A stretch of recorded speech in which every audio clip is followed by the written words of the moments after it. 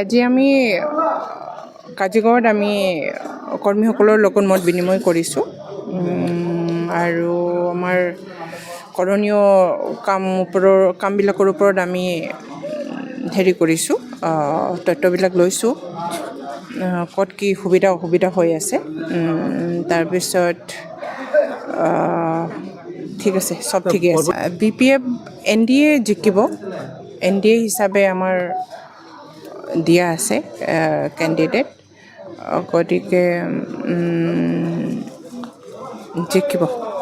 আৰু বাইদেউ UPPৰ কেণ্ডিডেট কৈছে যে BPFক এটা ভোট দিয়া মানে BJPক দুটা ভোট দিয়া, পৰ্বতজৰা কেণ্ডিডেটে কৈছে।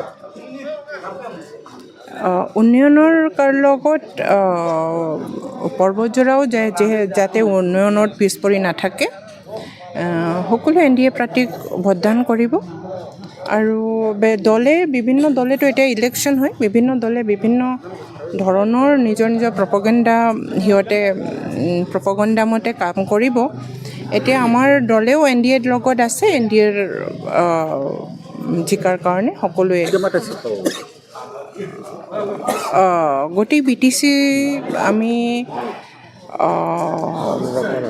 15খন আছে, 15খনৰ ভিতৰত আমাৰতো প্ৰচেষ্টা NDAৰ 15খনেই আমি জিতাই দিয়াৰ প্ৰচেষ্টা। তাৰপিছত ৰাজ্যত কিংমেকাৰৰ ভূমিকা ল'ব পাৰিব নিশ্চয়। BPF সদায় কিংমেকাৰ হৈয়ে আহিছে আৰু এইবাৰো কিংমেকাৰ হ'ব।